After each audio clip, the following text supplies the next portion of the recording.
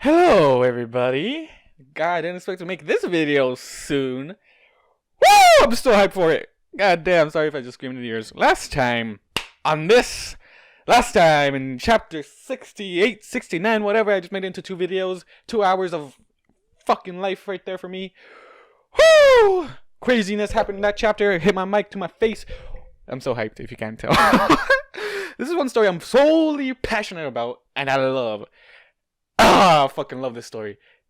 Seeing it updated just got me so fucking happy. 8 people are reading this right now. Let's go. Alright. What was I about to say? Yeah, I'm passionate about this fucking story. Like, I guess some of you are, for the ones that joined me on this story. Goddamn.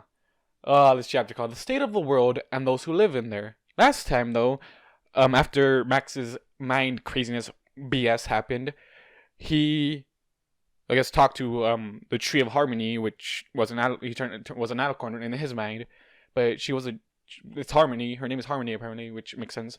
And conversations, quiet, and all that, and mentioned that the only detail that I remember is like a week has passed by when Max was just in a coma. Now I don't know what. I guess we're gonna get a little bit of background on what's happened in that week that he was gone, because Lyra and the humans were, like, I guess, doing this whole equality stuff and trying to make it work. I'm not sure how Max is gonna react to that, because he's the one that wanted to initiate that, or if I want Lyra to, like, get Bonbon back. Honestly, that's one thing that really bothered me is Bonbon. No. Anyways, let's hop right into it. In the week prior, okay, fuck, I messed it up already. I just can't work with her, princess. She's just so arrogant and insufferable and lazy. Well, excuse a mare for wanting to relax a little after the world's been taking a massive shit on her for the past few years, and crass and rude, and she can't follow simple rules. When it comes to learning, a good teacher must know all the rules. A good people are the exceptions. ... Yeah, I went to the school of gifted unicorns too, Mother Booker. Well, at least act like it, you peg-headed mare. Who the heck is talking? Oh yeah, one of the princesses is talking. I know that for a fact. I have the degree. I'll act as I please. Okay, she's the ruler of the land. She'll decide what she wants you to do. Okay, don't do anything. Oh, okay, so I'm guessing this is like after Max was in a coma, and I'm expecting Twilight to be snuggling Max right now. That's what I expect. And I hope for. Anyways, let's get back into this. Seated upon her throne, Celestia stared down at the pair of arguing unicorns in front of her. A bemused look on her face. Shooting Star was clearly agitated and with his mane in a tangled mess and dark bangs under his eyes. Lyra, on the other hand, just wore her usual look of disinterest. Oh, so the scientist and the Lyra. Okay, I remember those two getting partnered up. This wasn't the first incident. The pair had been butting heads ever since they started working together. The first clash had some shortly after they had been assigned to their tasks. Shooting Star had wanted to start by figuring out what the humans needed in order to integrate into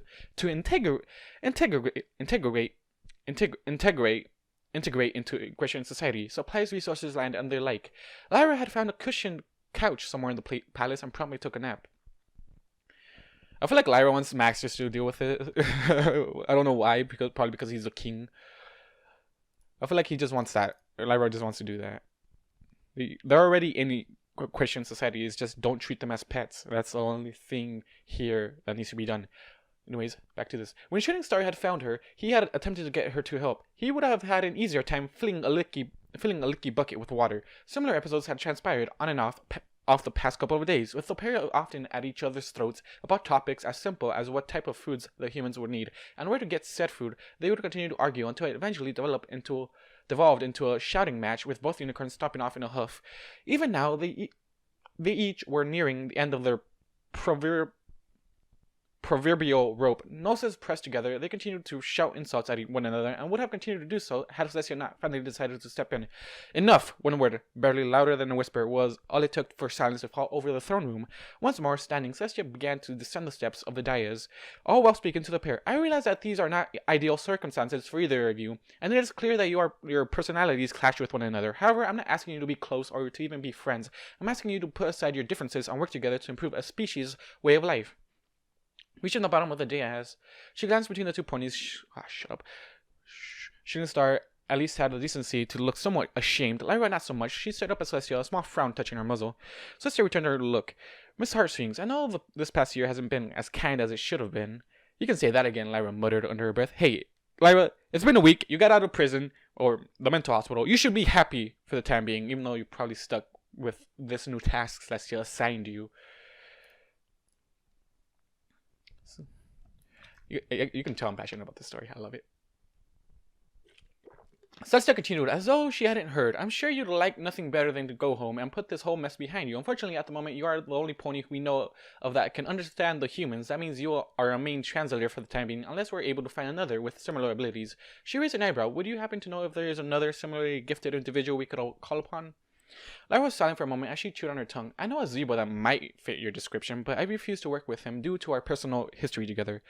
Refuse to work with him, or just don't like the idea of it? Such as the look Lyra gave her was all the answer she needed. Then I suggest you start cooperating with your partner here, she said, motioning with a nod of her head to Shooting Star. The sooner you finish your work, the sooner you'll be able to leave this palace and Canterlot behind. Lyra opened her mouth. Besides, you're still technically enrolled in the mental hospital here in Canterlot, so she added. One of the nurses has even stopped by the palace to ask about your return. I'll need to close it again. She stared up at Celestia, a look of mute disbelief on her face. Are you blackmailing me? She asked eventually. No, Celestia said softly. I'm just reminding you of how much your quality of living has improved. The chefs here at the palace cook what you want. You have the best living conditions currently available, and you have the freedom to be as obstinate as you like. Certainly better than the mental hospital, no? Well, when you put it that way, Lyra huffed. She stared at the floor in front of her for a moment, her face twisted and grimaced before saying, Okay, fine, I'll help out. However, she held up a hoof. There's just one thing I need before we make this happen. And what might that be? Celestia asked. I need someone to fetch my lyre from Ponyville storage, Lyra muttered, her ears playing back and a small blush touching her cheeks. It's been a while since I've last been able to play it. Well, that's adorable, Lyra. It's been quite a while. I don't know. You've been stuck in the mental hospital for a year? I feel bad for you now. A small smile slowly spread across Celestia's muzzle. I'm sure that can be arranged. I'll be heading down there shortly, and I'll have one of my guards retrieve it for you. Is that acceptable? I just want to see where Twilight and Max are right now. This is just background shit that I don't mind reading, but I want to get into our main characters here. I suppose that works, Lyra said in ear twitching. Just make sure they're careful with it. And I swear, if Bonbon's done anything to it, she showed off, muttering darkly to herself. Well then, I'll leave you two to your work, Celestia said. Thank you, Princess, Shooting Star said with a bow of his head. I'm sorry we took up your precious time with this. Making her way towards the newly replaced throne room doors, Celestia called back over her shoulder. It was no trouble at all, Researcher Star. Just make sure to not let it consume your work again. We need to help one another, even more so after the events that transpired here. She turned her head back around, but not before catching a snippet of the pair's hushed conversation. So, shall we get going then? Shooting Star asked. Huh? Oh yeah, sure, Lyra replied. Actually, tell you what, let's go get a pizza and then get to work. No sense dealing with humans on an empty stomach. Can we get one from the pizza place on Saddle Drive? What the fuck? That's just random. You guys are being friendly together. You guys are being friendly now, probably because the princess told you off. Well, duh. Where else are we going to get decent pizza in this town? I feel like you guys actually had like a normal work thing, but you guys have different opinions and stuff. Anyways, I am shaking. I love this story. I just want to see where our main characters are. Okay, is Twilight in Ponyville? Question mark. Which would convince Celestia to go there. Also, it's been 8 minutes. I thought this would be a lot longer for me. Anyways.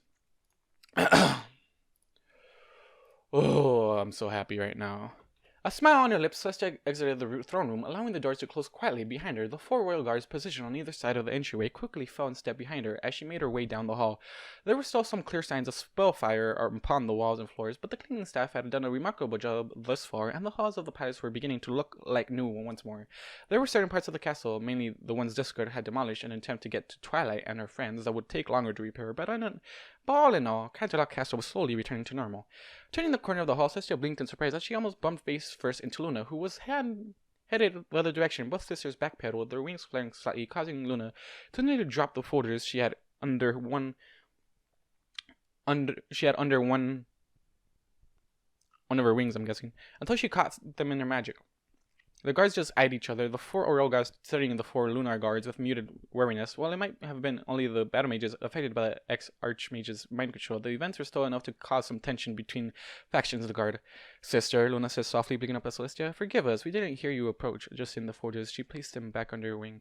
Celestia shook her head. No, it's my fault, Lulu. My mind was elsewhere, and I didn't hear you coming. Ah, Luna nodded her head. Fretting over your trip to Ponyville, are you? I'm not fretting, Celestia said, just wondering how they would take the news.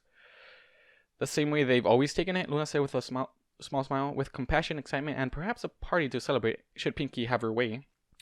What's the news? That's my question. And where's Twilight and Max? That's also... Perhaps, Celestia said with a sigh. I just hope I'm not doing more harm than good. As of late, I seem to only be able to make the situation worse when it comes to anything that concerns Max. Then don't do anything about it. Then just let it run its course, Celestia. You made him not understand the ponies. Which, to him, is something that I guess he holds dear, because his girlfriend is Twilight at the moment. Well, hopefully forever in this story. Luna smirked. Well, considering the events that have transpired here these past few days, I think the cat's already out of the bag. Pony will find out now sooner or later. Might as well be sooner, don't you think? Oh, she's gonna tell that Max was always intelligent, or she's gonna tell that humans were always intelligent. It's probably Max. Then the Equestrian ones. Like, Max is from a different world. He was always intelligent. Where's Twilight? Where's Twilight in this matter? Because I'm hoping she's like literally just snuggling up to Max at this moment, just hoping for him to wake up sooner or later. I suppose, Celestia said, humming softly. She stared off into the distance for a moment before glancing down at her sister. Are you off to your task as well? Sorry guys, I might be pausing a lot. It's something I'm just gonna say. I love the story. I'm gonna give my input on it, and it's my channel. It's my video. I always say that every time I'm reading these. I don't know why, but it's my channel, and I'm gonna put in whatever comments I have in here. Yes, we are, Luna sighed tiredly. Tempest won't get off our back until it's taken care of. Okay. Is this about the guards? Because Max wants his guards back. And Max hasn't gotten to talk to anyone about this at all. Because he's oblivious and forgets things when they happen and, doesn't get reminded. No wonder why he has a list on his phone, Well, in that regard, I wish you luck, dear sister, says Sister, leaning down to give Luna a quick nuzzle, which was her turn. Now, if you excuse me, I must be off. I would like to get to Ponyville before it gets much later. Have fun, dear sister, Luna replied, and please try not to spend too much time eating cakes and drinking tea. I don't partake that much, Sister said as she headed off down the hall, her guards following loyally behind. Of course not, Luna huffed under her breath. You just have the biggest flank in Equestria for some other reason, shaking her head, but smiling all the same. She turned and headed off in the other direction. Hey, Luna. Yeah, shut up, Luna. Moving through the halls, Luna made her way down towards the barrack offices. They were all empty, doors open wide, save for one at the far end of the hall. It was towards this one that Princess Luna had headed. Stepping in front of the closed door, she glanced at her entourage. Please wait here. We won't be long. With that, she opened the door and stepped inside, making sure to close the door again behind her. The room was bare, save for a table in the middle. Beneath a flickering light, 3 ponies were seated on the far side of the table, away from the door, and they glanced up when Luna entered. Vera, Ebony, and Primrose are all covered in varying degrees of bandages. Aurora had at least a few bandages covering her body, with her wing bandaged and taped to her side. Ebony was in a similar state, though she had a few more bandages across her face and neck. Primrose was clearly in the worst shape, her chest swathed in a thick layer of bandages. She had an IV stand with her, a collection of blood packs and IV bags running down to her forelegs and neck. There were dark bags under her eyes, and her breathing was labored. Luna, are you here to deliver good news or bad news? I feel like this is bad news, because Tempest is such a... It's not from the movie Tempest, but it's like one of the OC Tempests. Such a bitch. So I feel like this is going to get demonetized right when I uploaded it, so They all moved to stand as Luna walked in, but she waved them down with this wig. Please, there's no need. Taking a seat in the empty chair across from the trio, she removed the folders from beneath her wing and placed them down upon the table surface. A tense silence fell over the room, broken only by the sound of shuffling papers as Luna began slowly leafing through the folder's contents. After a few minutes of this, the tension appeared to become too much for Aurora, and an errant twitch crossing her features. Oh, get on with it, she grunted. Don't drag this out. We all know what's going on. Luna blinked before glancing up for the paperwork. She gave the trio an unreadable look before saying, "Very well then." Sitting back in her chair, her expression took on a cold, calculating appearance. "First Lieutenant Aurora Noctis of the Coming Dawn," she said slowly. "Major Ebony Rose of the Battle Mages. Primrose, Captain of the Lunar Guard. You are all here today to answer for the allegations brought against you by Captain Tempest Barrage. There are as follows." Lighting up her horn, she lifted several pieces of paper into her magic and began to read off of them. "Inability to protect your charge from attack during your first day on the job." Before any of the trio could respond, Luna placed the paper off to the side. Okay, I don't like. Come on, hopefully we all love these guards, and we don't want them to like get separated or get discharged from their job. That's how I feel about him. They are literally friends to Max, and Max wants them to stay with him. So I'm not sure how this is gonna go. "The charge is being overlooked as you didn't have proper time to prepare or become familiar with their charge and the surrounding area," she said. The trio blinked owlishly at her as she moved on to the next paper. "Next is a charge pertaining to the events at the gala," Luna continued, "in which you all left your charge unattended, resulting in his near kidnapping by Prince Blueblood. However, given the circumstances, as well as a request from Duchess Vinyl Scratch, an ex-captain, that too is being overlooked." The trio exchanged looks with each other, a silver of hope beginning to blossom. However, it was quickly dashed by Luna's next words. "Then there's the incident with the infected human," Luna said, holding up the paper in question. You not only left your charge unattended, it resulted in him getting bitten by an infected human. The only reason he is still alive is due to his higher core body temperature." He had been with Rainbow and Pinky," Aurora muttered under her breath. Yeah, Aurora is mad because like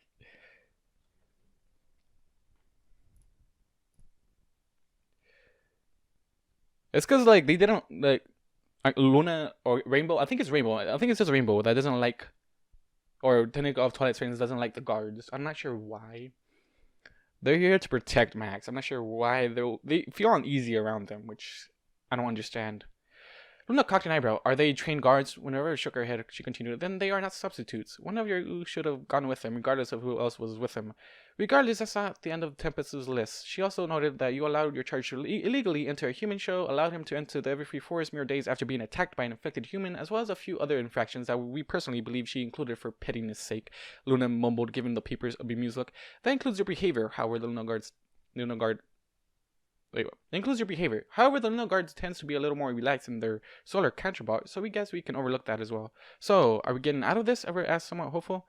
Luna peered up at her from over the top of the papers. "Can Max have a say in this? I want Max to have a say in this." We've got Vinyl and the first two charges are already getting overlooked. Were it just one of these charges on its own, that'll be more than likely," she said. "However, with all of them combined, plus the charge of accepting a bribe from a civilian, I'm afraid not." Okay, that bribe was for Max. I'm not sure why his guards have to do anything with that. Okay, that's all I have to say. Placing the papers back on the table, she gave them all a hard look. "With all these charges against you three, I'm afraid the punishment is in order. Originally, Tempest wanted me to court-martial you all." Ebony never flinched. "However, given your service record and the help you provided during the attack on Canterlot a few days ago, your punishment will be lenient." And what might that punishment be?" Ebony asked, her voice cracking slightly. "You are all hereby relieved of active duty and shall be receiving on an other than honorable discharge," Luna said with glee. "You will still receive your benefits, but you will not be allowed to re-enlist in any military position within your respective branches." Isn't that just not letting them work at all? This was met with silence for a moment before Aurora slammed her hoof on the table. "Great," she growled. "All of those years of service wasted, just bucking great." Ebony stared at a spot on the table in front of her, her expression blank. The only one that didn't look too put off by the news was Primrose, who bore a look of indifference. "It was time to move on anyways," she rasped. "Maybe for you," Aurora growled, "but I was hoping to have a steady job for a little while longer. In case you don't remember, I was a thief before becoming a guard. I don't exactly have experience in any other field." "Then put the experience you have to work," Luna said as she stood up from the table, resembling the folder's contents. She slipped them back under her wing before glancing at the trio again. "I can think of a certain noble that might be interested in hiring a group of bodyguards. You might want to look into that." "That might work," Primrose muttered. And Brittany continued to stare forlornly at the table. "Who's this noble?" I want this to be Twy or Max. Also, Max, I don't trust that Max. "I can think of a certain noble that might be interested in hiring a group of bodyguards. You might..." Okay. Ebony continued to stare forlornly at the table. A noble? Avero scoffed, cocking her eyebrow. Why would a noble want to hire a group of discharge guards? How do we know she'll hire us? You won't know unless you ask him. So Max is a noble now. Yes. Yeah, that's how we go, boys. Luna said as she moved to the door. Ever opened her mouth again, only to be cut off as Primrose shoved a hoof against her muzzle, breathing heavily. She shook her head before glancing back to Luna. And where can we find this, noble? Oh, that's easy, Luna said with a smirk. Opening the door, she began to exit the room, but not before calling back as she did so. Just report to the Golden Oaks Library in Ponyville. Wait, so is Max's Koba thing in the library? Also, I was hoping this week, like, for some reason, Twilight gets the castle. I really wanted this week to, like, not have Max in Canterlot while Twilight gets the castle and deals with all that other season 4 stuff over there. Anyways, just report to the Golden Oaks Library in Ponyville. I'm sure he'll be more than happy to see you all again. Giggling at the shocked looks on their trio's faces, Luna stepped out into the hall and closed the door behind her. Turning around, she paused upon seeing Tempest standing there, a scowl on her face. You shouldn't have done that, she grumbled. As we recall, you left the decision up to us, Luna replied, and as such, we have taken care of it. They need to be punished, and they have been, as we've seen fit. But, good day, Captain. With that, yes, Luna out here watching out their backs. Love it. With that, Luna turned and walked off down the hall, her guards chattering behind her, and leaving Tempest alone. As she walked, Luna mumbled softly to us, we'll have to remember to talk to Whippoorwill about promoting a new captain. We're thinking Lieutenant Dark Knight might be suitable.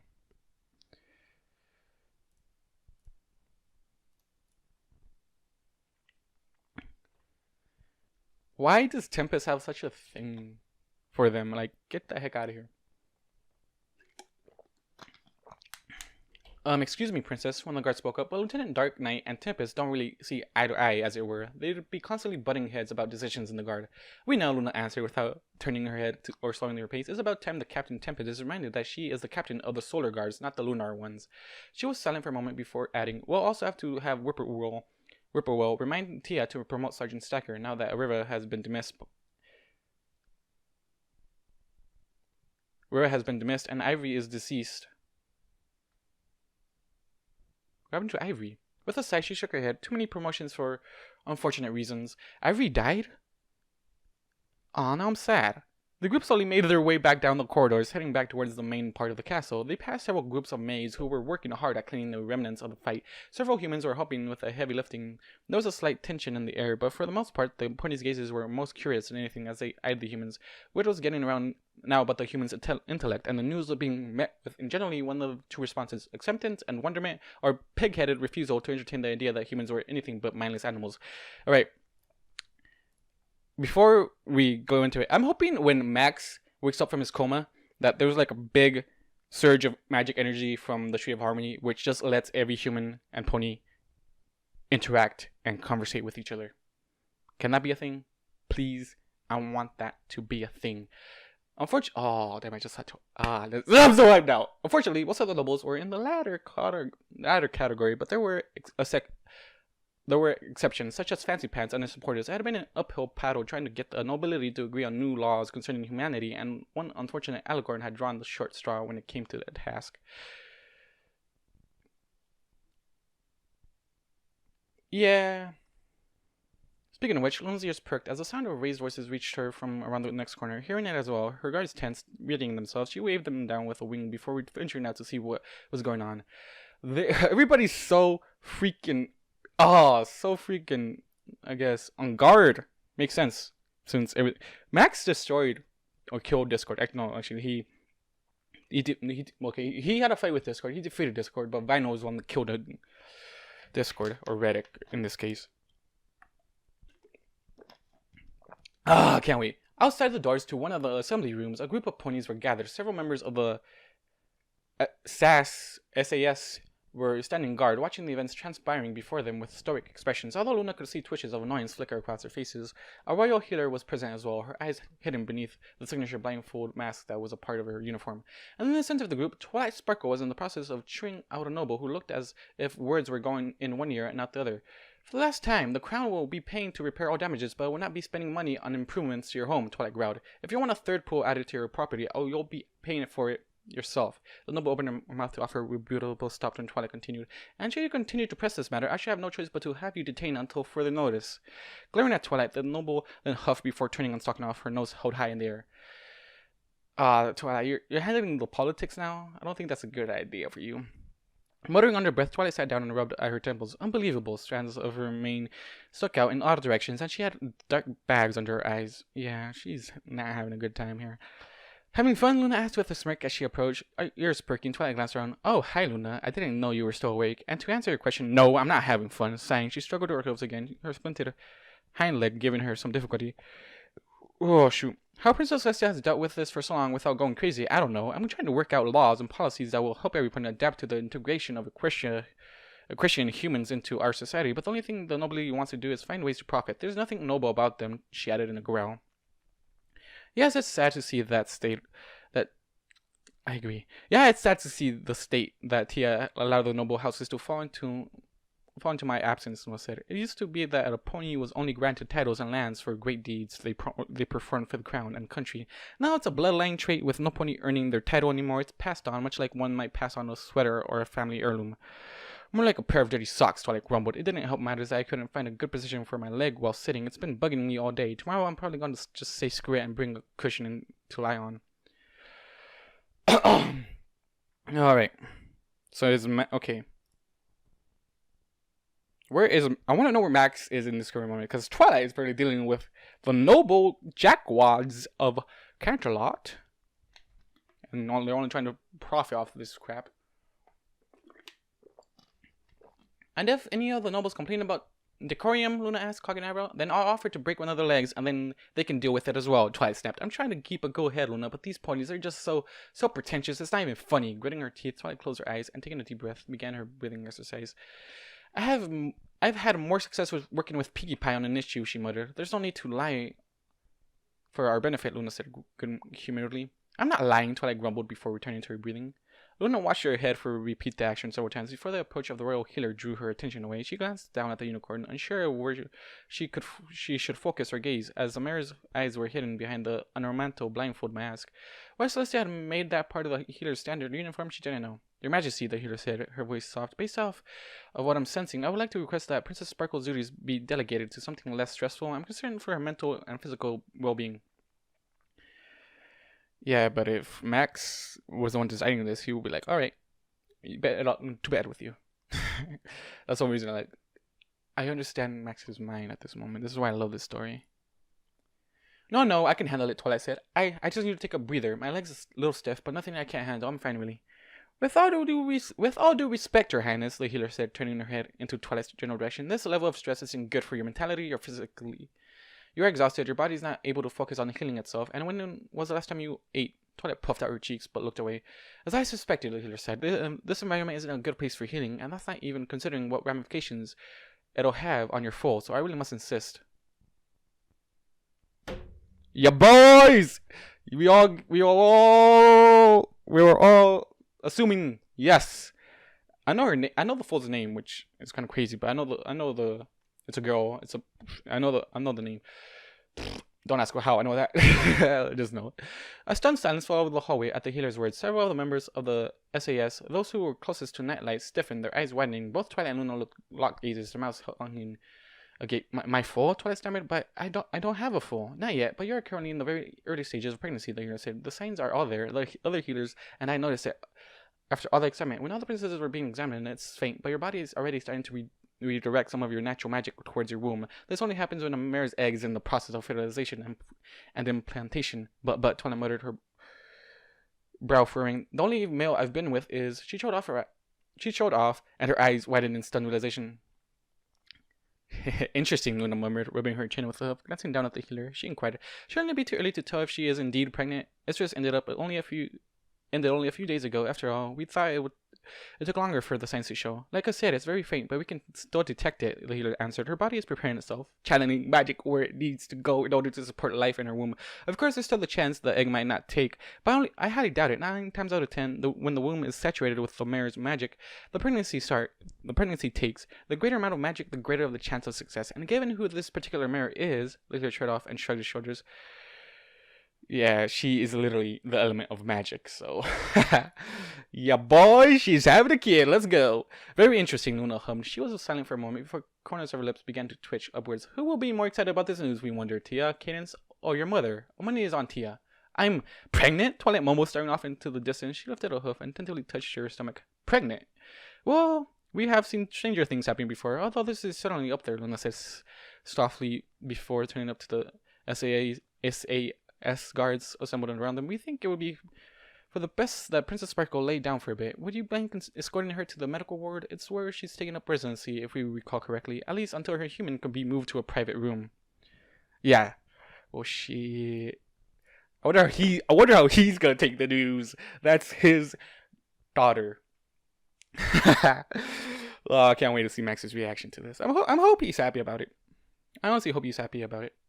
Right away, Princess, one of the guards said with a salute, before nudging Twilight with her hoof. This way, ma'am. Come with us. Don't a daze, Twilight did as instructed, following the guard as she led her down the hallway towards the medical wing. The other SAS members brought up to the rear, escorting their colonel's daughter to her destination. Luna watched them go, a conflicted look scrunching up her muzzle. She was silent for a moment before glancing down at one of her guards. Go and post some more guards around the medical bay. The last thing we need right now is the media catching wind of this before Tia. We never hear the end of it. The mayor saluted before hurrying off to do as she was told. Oh, shit. Yeah, boy! I'm so happy right now. To the remaining 3 guards, Luna motioned with her ring. Come, we have one last stop before. She yawned, her jaw cracking in the process. We can turn in for the morning, evening, whatever. Turning, she meandered off down the hall once more. I wonder how Celestia's doing with Ponyville at the moment, because she's telling them all about this shit.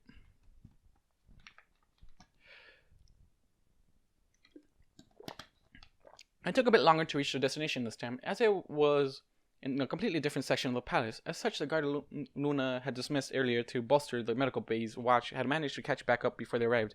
Stopping in front of the door, Luna unlocked 3 times before pushing it open and entering. Her guards took up position around the door, but none followed her inside. The room was in disarray, dozens of tables filling the already crowded space. Upon the tabletops were the disassembled remains of the Terran humans' armor and weapons. An entire 3 tables were devoted to just the large suit of forearmor that had been found, the metal charred and warped by spellfire. A chalkboard beside it had a basic sketch of what appeared to be a diagram of how to assemble the armor.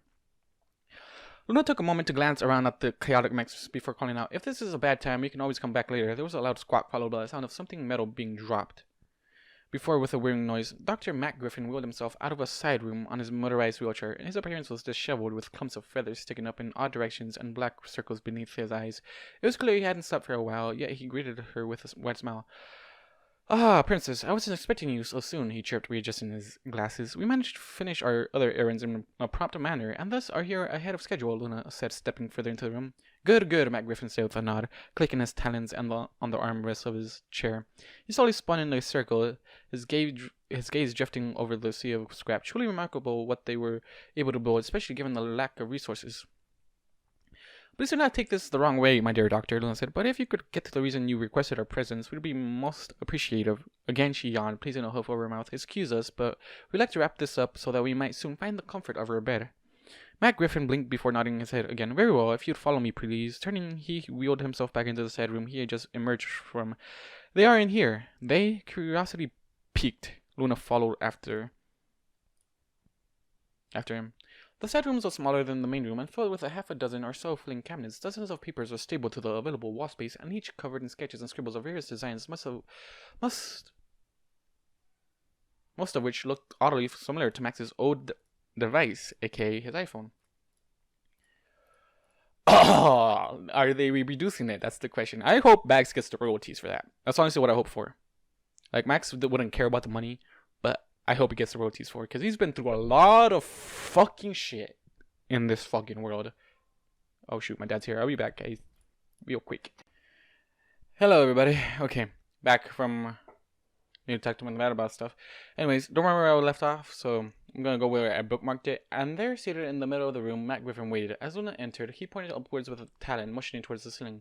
Luna glanced up, only to do a double take. Well, we were wondering what happened to them, she said softly, as she added the new additions to the ceiling.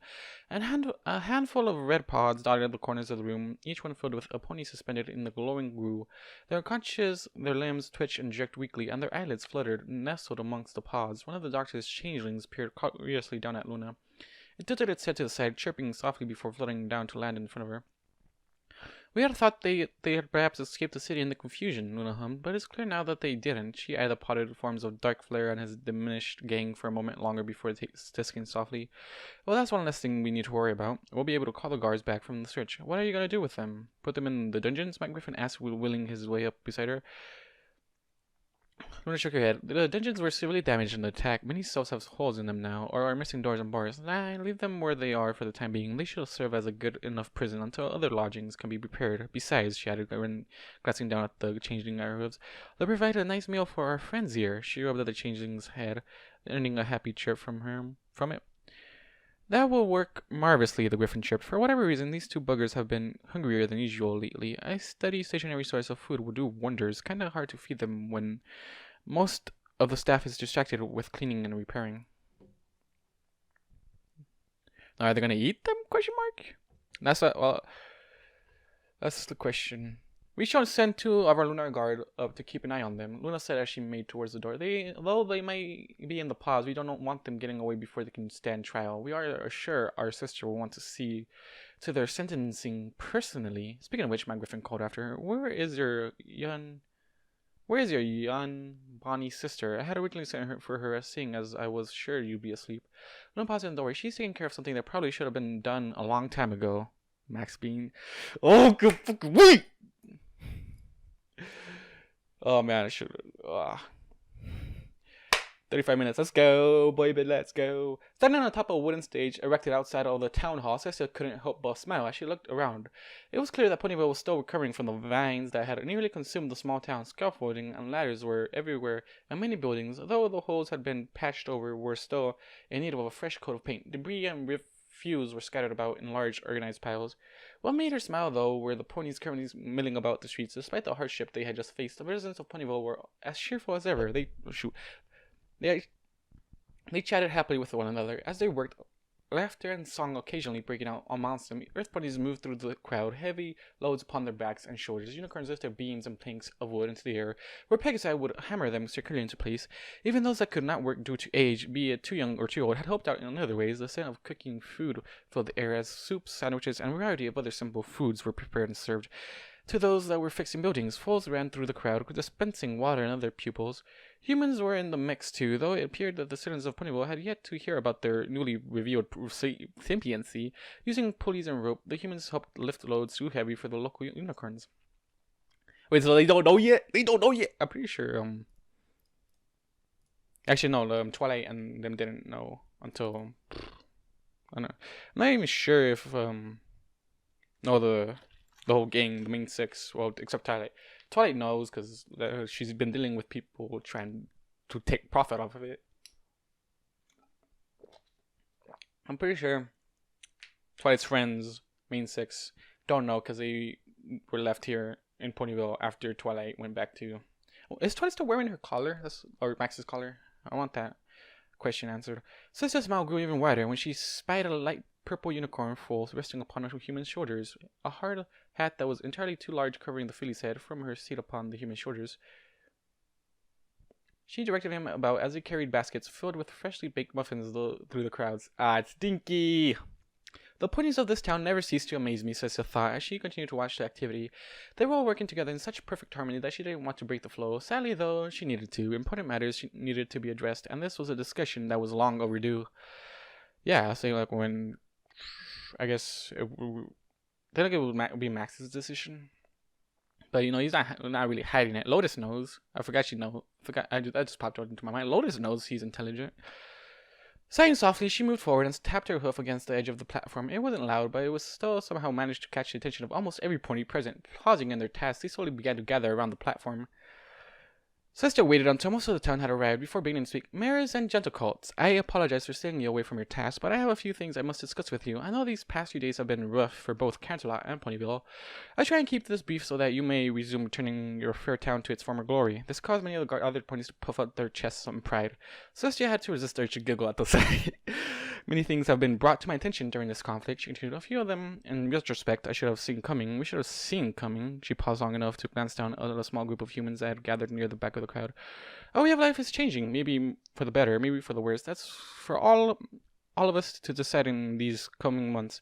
The gathered ponies blinked up at her, and a gentle murmur slowly ran through the crowd. Sister waited for it to settle down before continuing. To be honest, a situation like this has never happened within my living memory, and as such, I'm not entirely sure how to properly address it. It concerns both us ponies, and as well as a strange and mysterious creatures we call humans.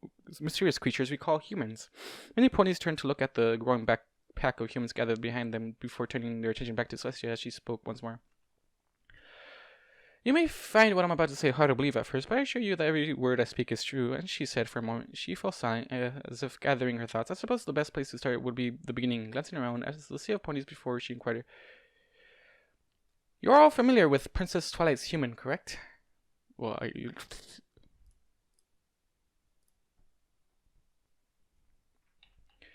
Many ponies nodded, and several whispered conversation broke out. Well, Celestia said slowly, and silence fell over the crowd once more. This story starts about a year ago, and the day I sent him to live with Twilight. Damn, boys, that's gonna be a long freaking announcement.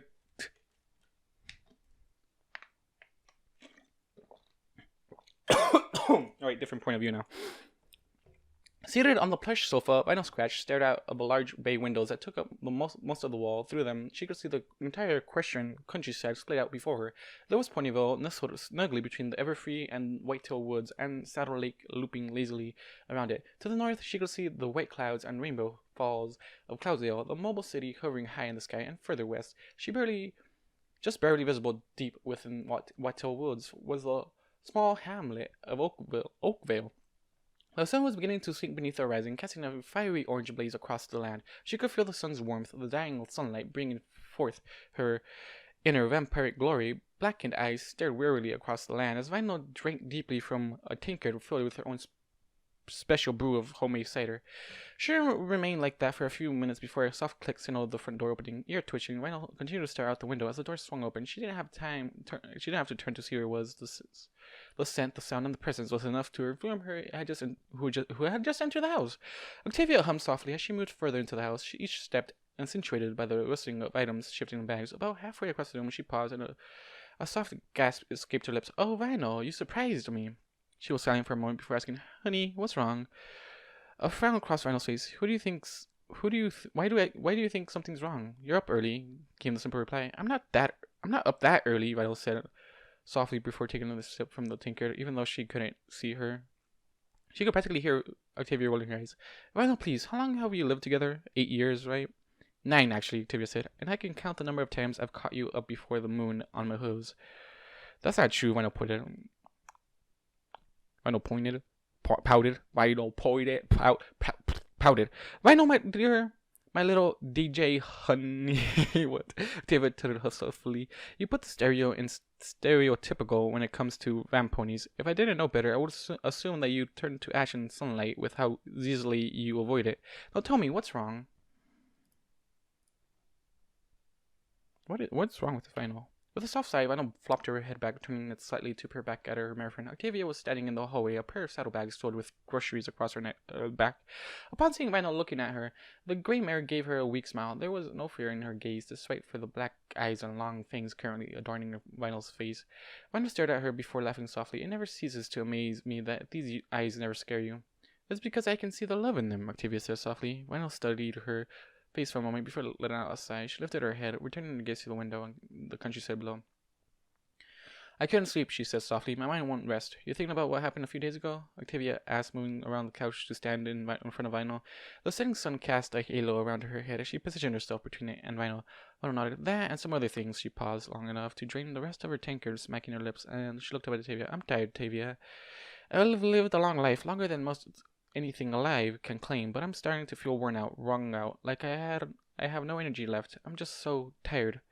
Octavia said nothing, and when Vinyl glanced up, she was startled to see tears in her friend's eyes. Are you saying you're tired of living? She asked in a trembling voice. What? Vinyl yelped, jerking back. No, I'm not tired of living. But no. Breathing a sigh of relief, Octavia wiped her eyes with a back of a hoof. Don't scare me like that, she chatted. You sounded, well, like you were done with living. No, Vinyl repeated. I'm not tired of living. I'm tired of politics. Running a hoof through her mane, she took a deep breath. Most of my life, I've lived in the center of the nation's politics. Be it in Dream Valley, the Everfree, Canterlot, wherever I've kept myself close to the seat of power in order to always be in the know. At first it was fine, but now it's just tiring to deal with the squabbling and the feet kissing. So what are you thinking? Octavia asked. I'm leaving, Venel said. I've already decided. I can live without having the latest info on everything. The world can manage itself without me for once. I'm leaving Canterlot, and I don't think I'll be returning for a while. Yeah, boy, Vital, let's go out here. Octavia hummed softly, her head cocking slightly to the side. Where are you thinking of going? Manhattan? Baltimore? Ponyville, Vinyl said softly. She gave Octavia an apologetic look. Sorry about dropping this on you all of a sudden. I know how much you love Canterlot. I'll come visit on the weekends and holidays, and of course I'll continue to pay my half of the bills. Nonsense, Octavia said, waving a hoof about. There will be no need for you to visit me. What? Vinyl blinked up at her. Why? Because I'm going with you, Octavia. Yeah, you guys, yeah. Octavia said before turning and heading for the kitchen. Well, Canterlot is indeed a beautiful city. You have the right idea, my dear. It's high time for a change of scenery. But it can only take so much of the city life before one begins to feel crowded. The openness of the countryside will be more than welcome. Besides, this will work out for the both of us. Why is that? Vinyl asked, giving her a confused look. Glancing over her shoulder, Octavia remarked, because my new future duet partner lives there as well. Boys! Everybody's just moving there because of Max, so let's go. Also, I'm pretty sure he's still in a coma with Twilight at this moment. Also, Twilight's gonna have a full. Let's go. Who is gonna be more excited about that? Honestly, I don't know. I want to know. I want her family's reaction. I want Luna already gave her reaction. I want Celestia's reaction. I want the main six's reaction to her having Max's soul. I want Ponyville's reaction to that. That would be fucking crazy. I love it. All right. Now we're going back to Sunny. Hold still, please. Peering through the I don't even know how to say it. Ophthalmoscope. The nurse flicked the small light on before staring first into one eye, then the other. She alternated between the two for a moment as a small frown slowly spread across her muzzle. After a moment, she turned off the light and lowered the scope. Anything? She asked softly. Sunny blinked her eyes a few times before shaking her head. Nothing, propped up against the headboard of the infirmary bed. She stared blankly ahead. The left side of her face was still bare of fur, though the skin was no longer red or inflamed. Her mane had lost its usual frizziness and instead was now cut short. The corners of her lips and edges of her nostrils were still chapped, leaking a small amount of clear fluid. Overall, most of her injuries looked to be healing admirably. Then there were her eyes. Scarred pink skin surrounded the eye sockets, and what little fur was left was charred and brittle. Her violet eyes, was once vibrant and animated, were now dull and lifeless. The white eyes were now a dull pink, and the pupils shrunk into pinpricks. They barely reacted to any outside influence, only twitching back and forth whenever Sunny attempted to look around. Nothing, Sunny repeated, blinking. She winced, and her sightless eyes darted to the right for a moment before returning to stare straight forward. Are you sure the light was on? The nurse stared pityingly at her for a moment before holding up I can't even say the word, a thermoscope once more and flicking on the light. There was no reaction. Anything? The nurse asked, despite already knowing the answer. Sunny was silent for a moment, concentrating hard as she tried to detect any changes. Finally, her eyes played back. No, nothing. So Sunny lost her vision. Sad. There's no change then. Excuse me. There's no change then, the nurse said, lowering the scope. She ran a hoof through her mane before saying heavily, I'm sorry, Miss Breeze, but it appears that treatment isn't working. I'm afraid that damage to your eyes is just too severe. Sunny swallowed thickly. So does that mean I'm too short off, leaving the question unfinished? I feel bad for her. I'm afraid so, the nurse said sadly. Sorry, hon, but at the present there's nothing more we can do. Silence followed her words as Sunny continued to stare blankly forward, her bottom lip trembling slightly. I am sorry, Miss Breeze, the nurse said, but I must continue my rounds. The doctor will be shortly to discuss long-term plans with you. Call me if you need anything. She placed the call button in Sunny's lap before moving on to her next patient. Why? Man. Sunny sat there numb to the world. She could faintly feel the sun on her fur as it streamed from a nearby window, but she didn't register the warmth, the softness of her bedding, the gentle beeping of machinery, and the soft murmur of distant voices. She was aware of all of it, yet they were muted, almost as if in a dream. Only one thing made it through the shocked haze that covered her thoughts. She was broken. The greatest physical loss a Pegasus could suffer was, without a doubt, their wings. However, sight was a close second. To be unable to see meant that one could not navigate the skies with ease. Which direction were you going in? How far below was the ground? Was there a tree or building or mountain in your way? Without sight, it was nearly impossible for a Pegasus to fly again without help. What would she do? Unable to fly, she could no longer find work as a Pegasus. She would no longer be able to find work at all. Actually, what pony in their right mind would want to hire a blind Pegasus?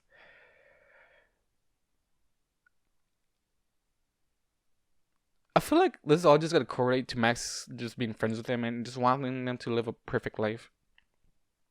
What am I going to do? She muttered, tears painfully welling up in the corners of her useless eyes. Sounds to me like you should wait for the doctor before deciding that, ma'am. Suddenly jumped. She had forgotten that Stacker had been present, seated in the chair beside the bed. In the days since she had regained consciousness, he had hardly left her side. He would talk with her, update her on what was going on the days after the Canterlot incident, and tried his best to take her mind off of her injuries. But the nurse said they couldn't fix my eyes. Suddenly muttered, what could the doctor possibly do? Come up with a plan to help you recover. Stucker said, I'll offer a list of ponies to help you get used to your life again. Assign a caretaker to help you until you're comfortable living on your own. He shifted in his chair, causing his knees to twitch. What am I going to do about a job? The crown will pay for disability until you find something. But what about... You'll be fine, ma'am, Stacker said. Sure, things won't go back to normal, but we won't up and abandon you. You were injured in service to the crown, and we look after our own. Where am I going to live? Sunny sighed as she settled uneasily back on her pillows. With me, Stacker said. My lodgings are here in Canterlot, so you wouldn't have to move far unless some new threat pops up. The coming dawn is getting an extended break, so I'll have some time to help you get accustomed to your surroundings, that is, if you'd like. Sunny stiffened, her sightless eyes widening. She was silent for a moment, and a faint blush spread across her face, easily visible on her bare skin. A smile touched her lips. I like that very much. Suddenly, the mattress shook slightly as she scared the human crawled out from underneath it. Fending back a yawn, he proceeded to crawl into bed with Sunny, lifting her up carefully and placing her down in his lap. As the human worked on getting Sunny situated, Stacker's smirk grew, and it looks like we already have a seeing eye human for you. Sunny tilted her head, her sightless eyes trying to peer up at the human currently holding her. After a moment of considering, her smile grew as well. I think I'll call you Defender. The human chirped happily. Damn. Alright, now the really messed up one that I guess Discord / Dark Flare were torturing. Malik Wind awoke. It was a decision that she immediately regretted. Her every sense was too sensitive. Somebody had done her the courtesy of stuffing cotton firmly in her ears, but even you're a bad pony now, so get used to it. But even then, the noise around her was almost deafening. The beeping of machines, the harsh clip-clop of hooves in the corridor outside, the scratch-scratch of mice somewhere nearby, she could hear it all. The sheer volume of the sounds was enough to make her head spin, and despite the efforts of a second pair of cotton balls stuffed up her nose, the pungent, sterile scent that was currently filling her nostrils wasn't helping. She had experienced hangovers more pleasant than this. Yeah, she's a different version of herself, which anyone wouldn't want that. Unless you're trying to survive, which is understandable. Still fighting off the shackles of unconsciousness, Milik smacked her lips only to pause at the odd coppery taste that coated her cheeks. A quick explosion with her tongue led to the discovery of two small tubes located in the corners of her mouth. A slow drizzle of the thick liquid dripped from them every few seconds, providing her with a taste she had become accustomed to over the past few months of her abuse. Unlike before, she didn't gag at the odd flavor, but instead swallowed instinctively, almost greedily. She practically purred as she lapped at the inside of her cheeks, trying to get as much of the liquid as possible. A sudden prick of pain brought her back, though, as she winced as she caught her tongue on a particularly sharp tooth. Tentatively, she nudged the new fang with the tip of her tongue, only to flinch as she poked herself again. Where did you come from? She mused lethargically, pondering on this for a few drawn-out seconds. She realized with a start that she was actually thinking normally again. For the first time in what felt like an eternity, she didn't have someone else whispering in her head. No more numbers, no more words, no more orders. All that remained was her own thoughts. Her mind was peaceful and quiet once more. It had been so long since she had her mind to herself, she had almost forgotten how good it felt. Tears welled up in her eyes, only to be quickly absorbed by something. As the haze over her mind finally lifted, the aches and pains of her body came rushing in to take its place. One of her eyes was still swelling shut, and the side of her face felt bruised and stiff. She had almost no energy left in her body, her muscles having long since atrophied.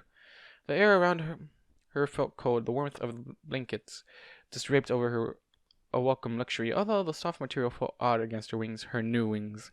As if from within a deep well inside her, the memories returned, murky and choppy. The white unicorn, the offer, the the promise, the red eyes, and then the pain. Dear Celestia, for a brief moment, it had felt like her entire body had been crushed and lit on fire, but then silence. She was free.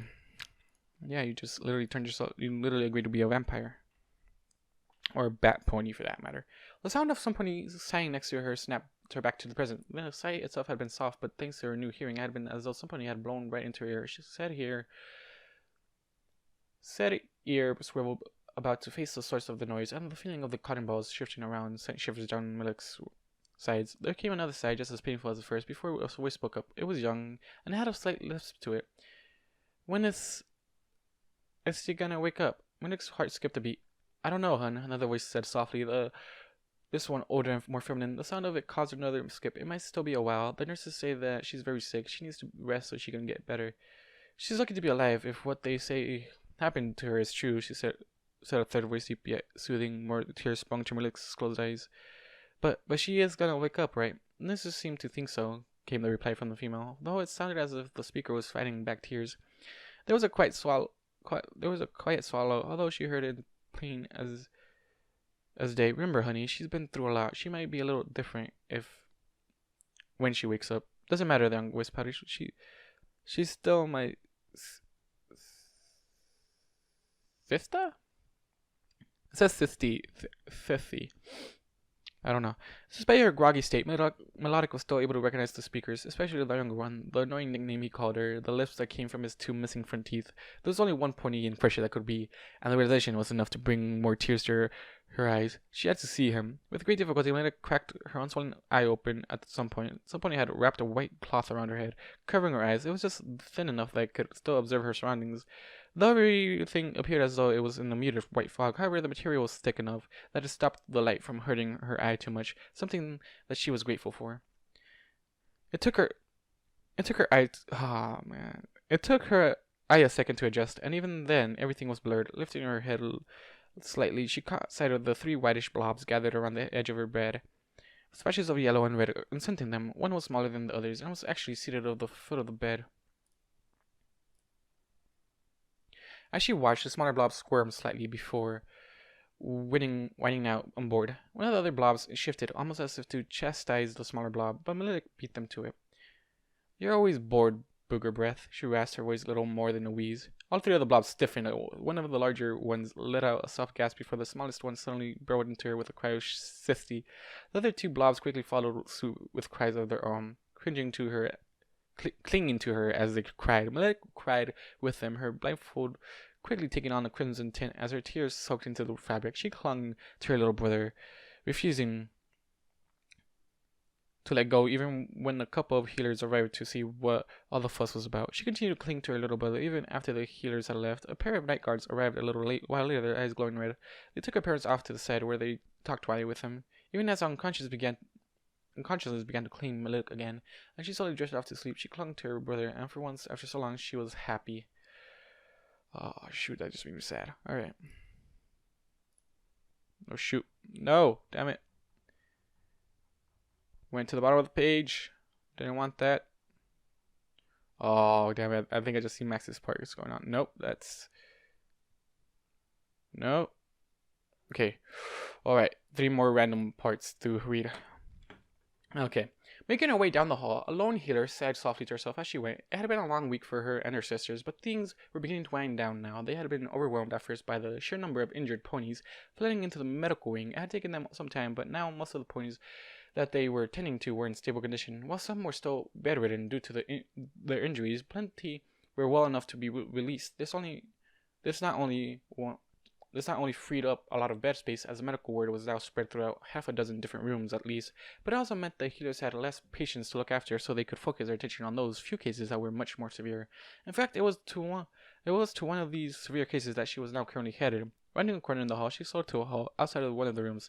The healers had commandeered, her horn lit up, and the door swung open, allowing her entrance. The room had once been an office of some kind, but all the desks and shelves had been removed. White sheets were pinned over the windows. They allowed some of the sunlight from outside, but kept it a soft, comfortable level as to allow those inside to rest easily.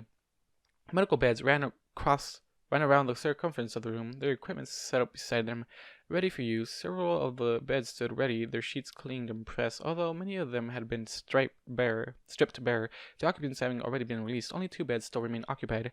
She made her way over to the closet of the two. She made her way over to the closest of the two. The muted sunlight glinting off of her ornamental blindfold mask. It contained a unicorn male with a light gray coat and a white mane. An abnormal amount of medical equipment surrounded her, tubes and wires covering her stomach and upper body, taped with glowing runes, surrounded a hole in her chest. Bits of stone still clung to parts of her body, shifting and grinding against one another as she breathed weakly. Stepping beside the bed, the healer checked the mare's vitals with a quick spell from her horn. Still stable, she says softly. Condition is improving, yet she is still weak. She paused, her horn glowing brighter for a moment before fading. Wound has closed by 1 centimeter. Flesh around the wound appears healthy. No infections, no decay. All is going well.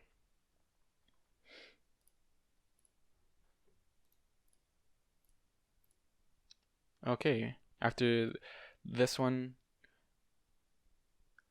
we're going in first person apparently. I'm hoping this is Max. Like, this is not telling me what they're about. The thing that normally tells me the names isn't telling me the names. It just kind of sucks. Lifting the clipboard located at the foot of the bed, the healer made several notes on it, writing elegantly despite her blindfold mask. She checked the machines as well, marking down a few more notes before returning the clipboard to its original place. Beneath her mask, her muzzle crinkled slightly as she gave the mare one last look over before turning her attention to the only other patient in the room. Excuse me. His breathing was strained slightly, but that was to be expected given his bruised ribs. A plethora of bandages covered his form, and a custom-made cast adorned his right leg. Unlike his roommate, he only had one attachment, an IV that ran down to his right forearm. As the healer approached, she picked up his clipboard and began flipping through it. There was a few new notes from the previous healer, but there were no changes in his overall condition. Pushing more magic through her horn, she moved to scan the patient. Before she could, his eyes snapped open. Is that Max? Okay, so this is Twilight and Max, I'm guessing? Wait, no. That's a different... Is this Max? Question this. Alright. I think this is Max. First person, boys, let's go. I wasn't entirely sure when I woke up. There was no real defining point, no slow transition between unconsciousness and wakefulness. I was not eased into the waking world slowly, gradually, like usual. There was no struggling to return to the dream realm, no fighting off the inevitable pull of consciousness. There wasn't even a sudden shock, like when one was awakened by an alarm clock. None of that happened. One moment I wasn't there, the next I was. My return to consciousness might have been sudden, but my memories did not follow suit. A cloud hung over my mind, muddling my thoughts. I could recall everything up to Discord and being blasted by the elements, but after that, it was confusing. It was like trying to recall a dream that, even as you try to remember it, it slipped through your grasp. Certain parts and pieces stood out perfectly, while the majority was just a haze of colored sounds and feelings. I lay there staring up at the strange ceiling as my memories swirled about inside my head. Discord, Reddit, Havoc, the Asylum. There was something else too, but it was elusive. Every time I tried to recall it, the memories darted away, almost as if they did not wish to be remembered. All I could truly remember about the events after I escaped the Asylum was a massive tree, yet it wasn't exactly a tree either.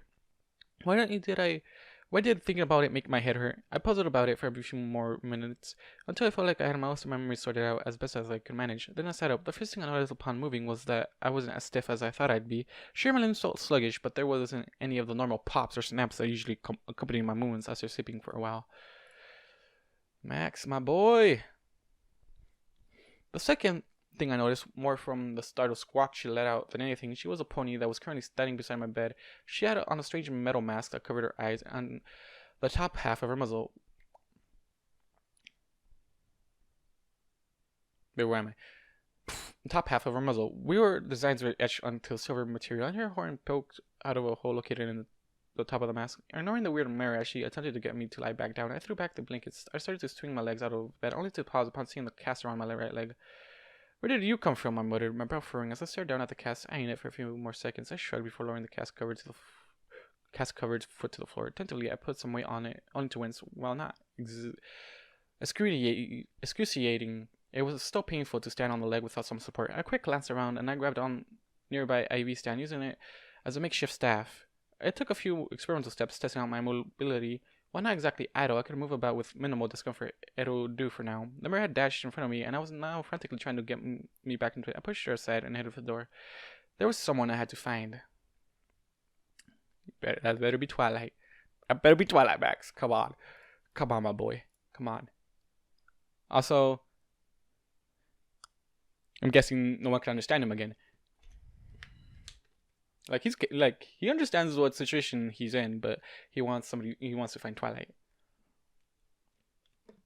which is in the end of the day beautiful. Anyways, Twilight Sparkle, you're looking much better, my friend. Twilight paused in the middle of a hallway, a blush touching her cheeks, her wings fluttering. She turned to see both Princess Celestia and Luna making their way down the corridor towards her, a trio of guards in golden armor following behind them, the sunlight streaming through the windows that lined the hall glinted off the sisters' regalia, and their coats shone brightly. Thank you, Luna, she said with a weak laugh. I guess I was more overworked than I thought. She ran a hoof through her mane.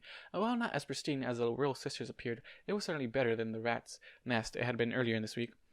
I just needed a few days to relax. I should be able to return to my duties this afternoon.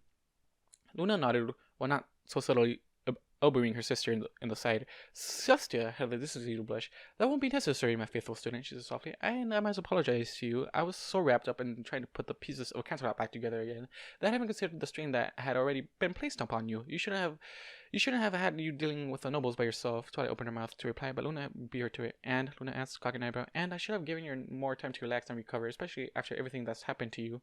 Sister added with a sheepish grin. Well, it is true that my sister and I were affected by the events as well. We had needed only to rest until our magic returned. You suffered much more physical and mental wounds than that. You were performing so admirably that it hadn't even crossed my mind. There's no excuse, though. Wait, so is Max just forever, like, just stuck being...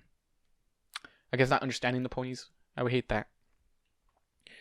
Luna closed her eyes and stuck her nose into her, and as such, Sister cuffed the backs of her sister's head playfully, and as such, we shall be taking on the responsibilities that were tasked to you. Your only concern now is your health and well-being, which I don't think you'll be able to find here in Canterlot. Besides, I'm sure your friends in Ponyville are anxious to see you. You're sending me back to Ponyville? Twilight asked blinkly owlishly. Yes, we are, Luna said. Well, not in order. We both believe you'll be happier there. You are welcome to stay in Canterlot if you like, but you'll have no more royal duties, so it might be a bit boring. Twilight fidgeted slightly. Well, I was wondering when I could go back. What about Max? I can't just leave him here. He will be transferred to the hospital in Ponyville, Sister said. He is in stable condition, and according to our healers, there's nothing left to do but wait for him to wake up. He's awake, boys! Let's fucking go! I don't know, Twilight mumbled, nibbling on her lip. You don't have to decide right away, Luna hummed. Come, let us head to the dining hall. We believe it is almost time for lunch, is it not? Sister nodded her head. It is indeed, and I believe the cooks have prepared a delicious pasta salad for us. We shouldn't keep them waiting. Glancing down on Twilight, she motioned with her. Would you like to accompany us? What? Twilight wad, blinking up at Celestia. Oh, I was actually headed to the library to pick up a new... She was going to say book, but her stomach took that moment to growl loudly in an attempt to remind the mare she had forgotten breakfast. A large blush spread across her face, and she laughed weakly. I suppose I could do with some food. Splendid, Luna chirped, unfurling her wings. She draped them over both Celestia and Twilight before stirring them down the hallway towards the dining room. The guards had to hurry up to keep up. Make haste, fellow princesses. We must get there before all the pasta is gone. But I thought the cooks always made our meals separate from everybody else's, Twilight asked, trying to keep her hooves beneath her, even as Luna all but pushed her down the hall. They do, Celestia said humorously. Oh, Twilight paused. Then what is the hurry? What's the hurry? Luna yelped. Twilight Sparkle, everybody knows that the best way to heal the body is to stuff and the stomach. Besides, a mare in your condition should not be skipping meals. You need as much sustenance as possible. Celestia, who had up until then been going along for the ride with a look of a mild humor on her face, perked up at that. Oh, a mare in her condition? I didn't realize her leg was bothering her still. Why didn't you tell me, Twilight? Luna's head swiveled around and her gaze bore into Twilight with an eagle-like intensity which caused the younger mare to eep. You haven't told her yet? Told me what? Celestia asked. That's that, Luna. It might have slipped my mind, Twilight offered weakly. Celestia glanced at Twilight. What slipped your mind? It slipped your mind, Luna deadpanned. I was going to tell her, Twilight defended. There just hasn't been a good time for it yet. Not this again, Luna huffed. We are not dragging this out like you dragged out telling your mate how you felt. Twilight gave her an unfronted look. I wasn't planning on doing that. I just haven't gotten around to telling her yet. Just tell her right now, since you two are talking about it. Luna began to speak, but fell silent when a white wingtip touched her lips. This soon happened to Twilight. The group stopped moving, and Celestia stepped in front of them. This allowed the guards to finally catch up. Now then, Celestia says, no more back and forth. What are you gonna tell me, Twilight? Blinking, Twilight opened her mouth before pausing. She glanced at Luna, who just shrugged before returning her gaze to Celestia, licking her lips. Twilight began. Princess Celestia, I'm not sure how, but I'm cling. A loud clatter noise made all the princesses jump, and the guards sprang to action and continued with something clinking down the hall towards them. Turning, they peered down the hallway in the direction the noise was coming from. The guards moved around them, taking up position in front of the alicorns. Hordes began to glow, but the magic fizzled out when the source of the disturbance rounded the far end of the corridor and came into view. Max, Twilight cried out. Celestia and Luna blinked. What the? Down the hallway, the human came, clutching an IV stand as though it were a staff. With each limping step he took, the base clacked against the marble floor. Several of his bandages had come loose, and his breathing was labored, each breath seeming to cause him some level of discomfort. Still, he pressed on, his gaze fixed on the alicorns further down the corridor.